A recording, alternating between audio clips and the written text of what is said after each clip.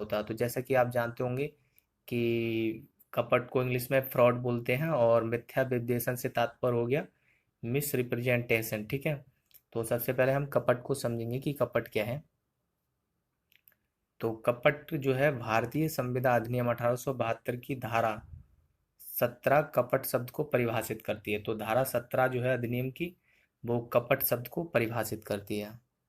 देख लीजिए, एक कपट शब्द की जो है परिभाषा भारतीय संविधान अधिनियम की धारा जो है 17 में दी गई है। ठीक है, जिसके अंतर्गत छल जालसाजी धोखा देने वाला प्रत्येक कार्य इत्यादि आता है। जैसे कि धोखा देने से आशय हो गया कि किसी व्यक्ति को ऐसी संविदा करने के लिए प्रेरित करने के आशय से निम्नलिखित कार्य किए जाते हैं जो उसे कपट कहे जाते हैं या कहते हैं।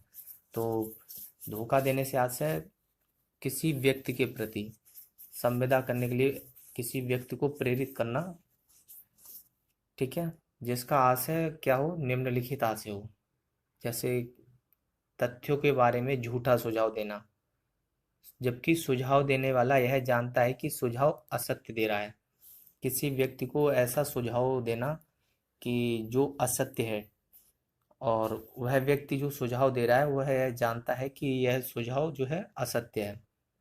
जानबूझकर किसी को असत्य सुझाव देना, कहने का तात्पर्य ये हो गया। ठीक है, और जानबूझकर तथ्यों को छिपाना, और ऐसी प्रतिज्ञा करना जिसको पूरा करने का आशय ना हो।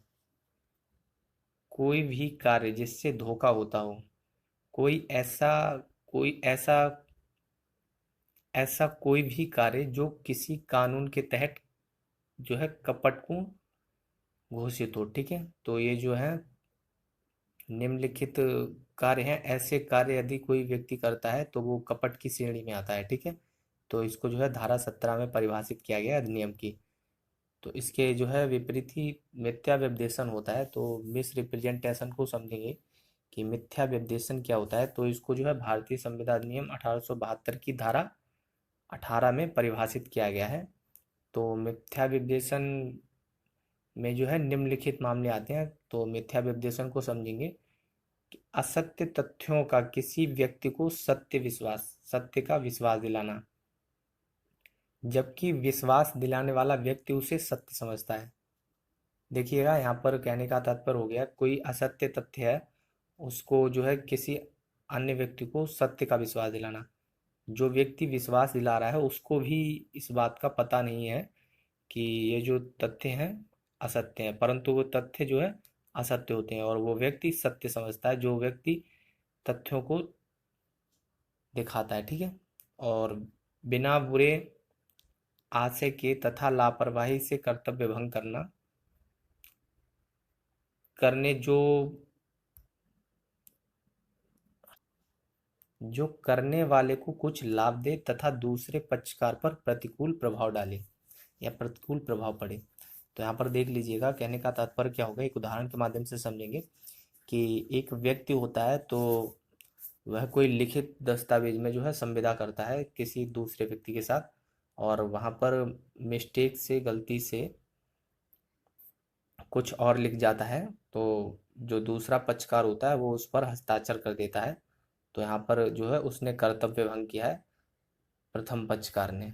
तो इससे ये तात्पर्य हो गया। ठीक है, तो जो है प्रथम पक्षकार पर तो कोई प्रभाव पड़ेगा नहीं यदि उसने जो है गलती कर दी है। जैसे सपोज दैट कि संविदा में किसी व्यक्ति ने 50,000 रुपये की कोई वस्तु का क्रय किया और जो है संविदा में लिखित करवाया, लिखित दस्तावेज में 50,000 रुपये से अधिक राशि धोखे से 55,000 रुपये हो जाती है।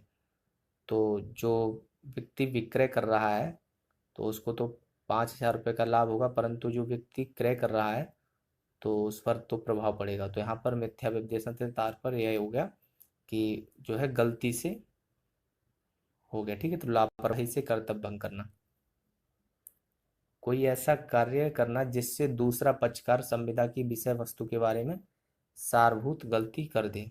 यहाँ पर देखिएगा, कोई ऐसा कार्य करना जिससे दूसरा पक्षकार संविदा की विषय वस्तु के बारे में सारभूत गलती कर दे।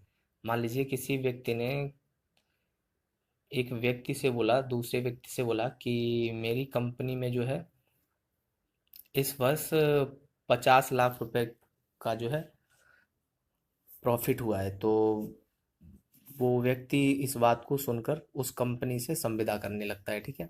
तो संविदा करता है, जबकि ऐसा नहीं हुआ होता है। कंपनी को केवल 50 हजार रुपये का जो है लाभ हुआ होता है या प्रॉफिट हुआ होता है। तो यहाँ पर उस व्यक्ति की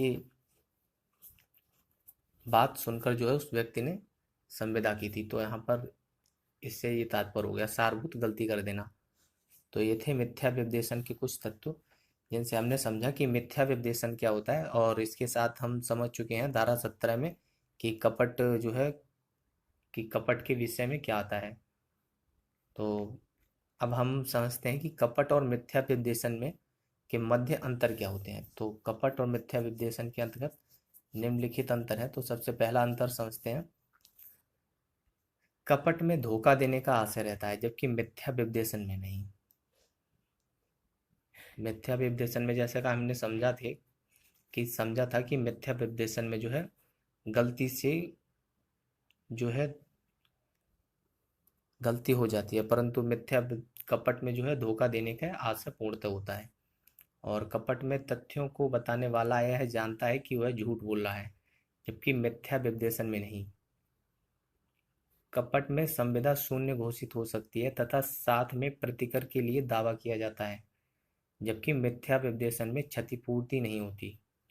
और कपट दीवानी दोष के साथ एक अपराध भी है, जबकि मिथ्या विद्वेषण सिर्फ दीवानी दोष है। क्योंकि मिथ्या विद्वेषण में कोई जानबूझकर गलती नहीं करता है, वह तथ्य को नहीं छुपाता, इसलिए एक दीवानी दोष है। क्योंकि विधि की भूल क्षम्य नहीं होती है, इसलिए ये दीवानी दोष है, परंतु इस ये कोई अपराध नहीं है, ठीक है, ध्यान रखिएगा। और कपट में प्रतिवादी यह कह सकता है कि वादी के पास सत्यता का पता लगाने के साधन थे, जबकि मिथ्या विद्वेषण के वाद में प्रतिवादी को इस प्रकार का जो है बचाव उपलब्ध नहीं है। तो ये थे मिथ्या विद्वेषण तथा कपट के मध्य कुछ अंतर, जिसे इस बार वीडियो के माध्यम से हमने समझा। तो वीडियो को लाइक कर लीजिएगा और वीडियो को शेयर जरूर कीजिएगा। वीडियो को लास्ट तक देखने के लिए मेरा आप सभी लोगों का बहुत बहुत धन्यवाद।